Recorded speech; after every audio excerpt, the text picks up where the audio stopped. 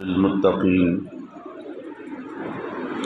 والصلاة والسلام على اشرف الانبیاء والمرسلین اما بعد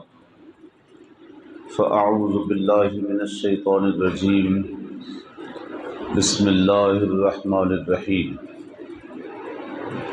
عن سلمان الفارسی قال خطبنا رسول اللہ صلی اللہ علیہ وسلم فی آخر یوم من شعبان فقال یا ایھا الناس قد اظلکم شہر عظیم شہر مبارک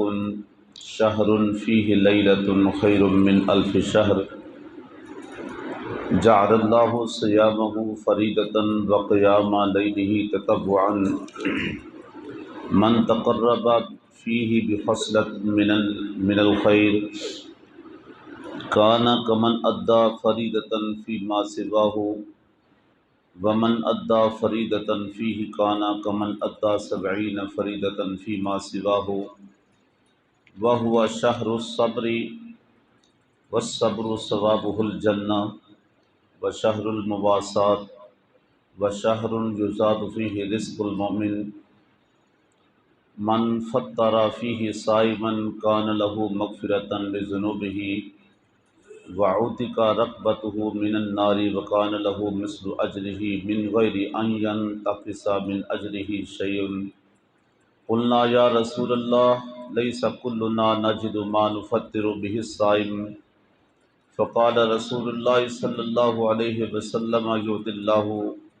ھذا الثواب من فطر صائما علی مزقۃ لبن او تمرۃ او شربۃ من ماء ومن اشبع صائما سقاه اللہ من حوض شربۃ لا يسمع حتى يدخل الجنة وهو شهر أوله رحمة وأوسطه مغفرة وآخره عتق من النار ومن خفف عن مملوكه فيه غفر الله له وأعتقه من النار أو كما قال رسول الله صلى الله عليه وسلم الصلاة والسلام علیک یا سیدی یا رسول اللہ وعلی آلک واصحابک یا حبیب اللہ الصلاة والسلام علیک یا سید المرسلین وعلی آلک واصحابک یا رحمۃ للعالمین صلی اللہ علیہ وسلم۔ حضرت سلمان فارسی رضی اللہ تعالی عنہ حضور کائنات حضور رحمۃ للعالمین کی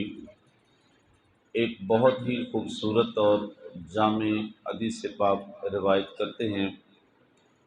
یہ حدیث پاک تھوڑی طویل ہے، لیکن اس ماہ رمضان کے متعلق ایک ایک چیز اس کے اندر ذکر ہوئی۔ حضرت سلمان فارسی رضی اللہ تعالی عنہ کہتے ہیں کہ قال خطبنا رسول اللہ صلی اللہ علیہ وسلم فی آخر یوم من شعبان، شعبان کا آخری روز تھا کہ حضور کائنات صلی اللہ علیہ وسلم نے ہمیں ارشاد فرمایا، ہمیں خطاب فرمایا۔ اب اس سے آپ یہ بھی اندازہ لگائیں کہ ابھی ماہ رمضان شروع نہیں ہوا، حضور اس کا تذکرہ پہلے فرما رہے ہیں، یعنی آخر من شعبان، شعبان کے آخری روز حضور نے خطاب فرمایا اور فرمایا، پہلے سے آگاہ کیا، فقال یا ایھا الناس، اے لوگو، قد اظلکم شہر عظیم، تمہارے اوپر ایک عظیم مہینے کا سایہ ہو رہا ہے، عظیم مہینے کا سایہ ہونے والا ہے، یعنی ابھی ماہ رمضان شروع نہیں ہوا، اس کا چاند طلوع نہیں ہوا، حضور اس کی عظمت کو پہلے سے بیان فرما رہے ہیں کہ تمہارے اوپر ایک عظیم مہینے کا سایہ ہو رہا ہے، شہر مبارکن، یہ وہ مہینہ ہے جس میں برکت ہی برکت ہے۔ اور یہ کون فرما رہے ہیں؟ کائنات کے حبیب حضور علیہ الصلوۃ والتسلیم کے شہر مبارکن، یہ مہینہ بڑا ہی مبارک ہے، بڑا ہی برکت والا ہے،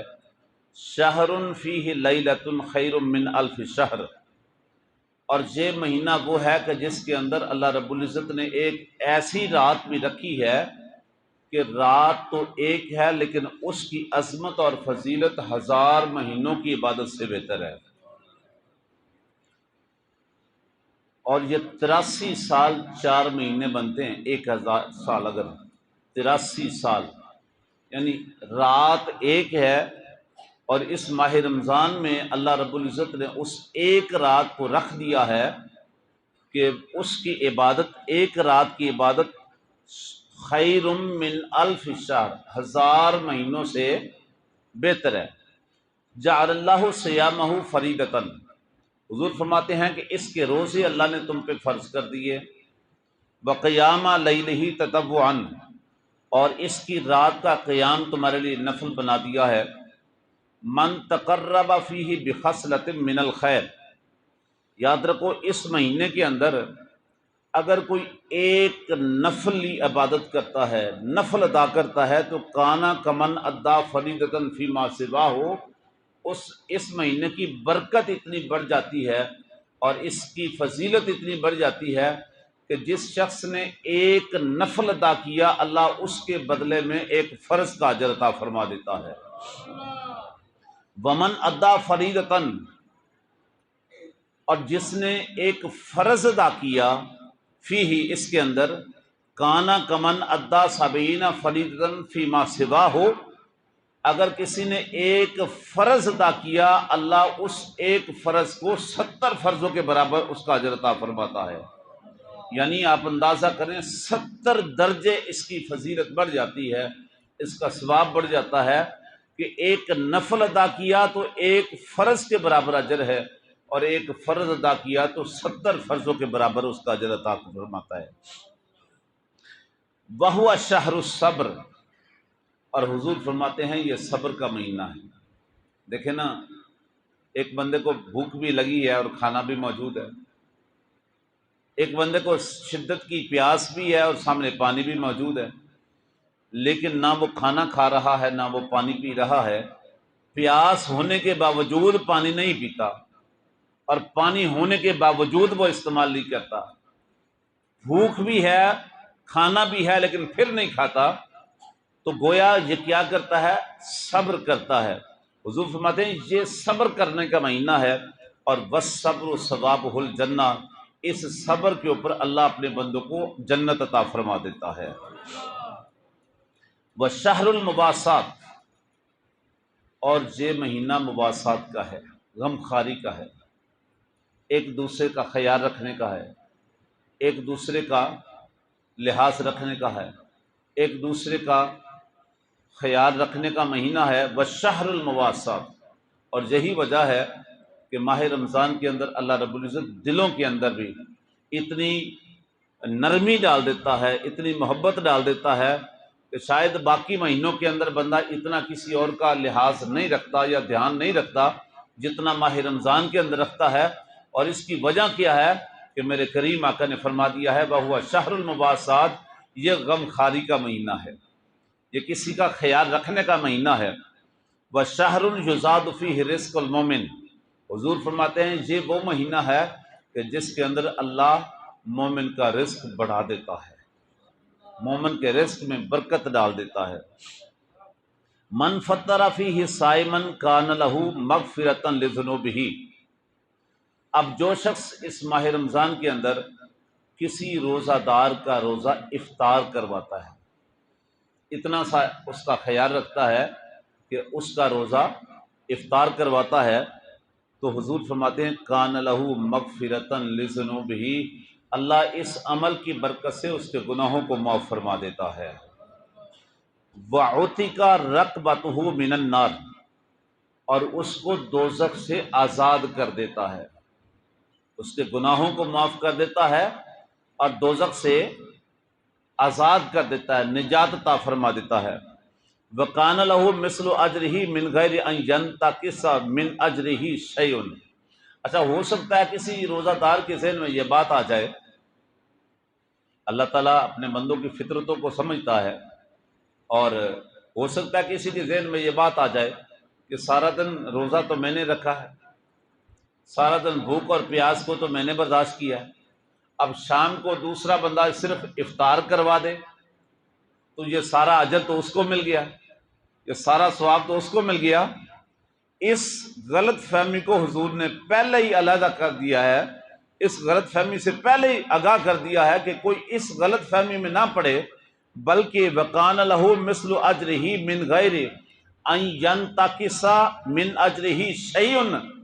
یہ جو دوسرے افطار کروانے والے کو اجر ملتا ہے نا، اللہ اپنے خزانہ رحمت سے عطا کر دیتا ہے، روزہ دار کے اجر میں کوئی فرق نہیں آتا، روزہ دار کو بھی اتنا ہی ملتا ہے، روزہ دار کو بھی جو اس کا حصہ ہے، جو اس کے اجر کا ہے، فضیلت کا ہے، ثواب کا ہے، اس کو بھی پورا ہی ملتا ہے۔ لیکن یہ جو دوسرے نے اس کو افطار کروایا نا،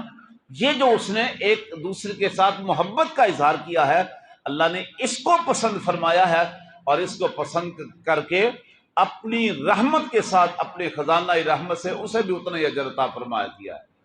من غیر ان ینتقص من اجرہ شیء، روزہ دار کے ثواب میں ذرہ سی بھی کمی نہیں فرماتا، اس کا اجر بھی پورا، اور روزہ افطار کروانے والے کو بھی اللہ اپنے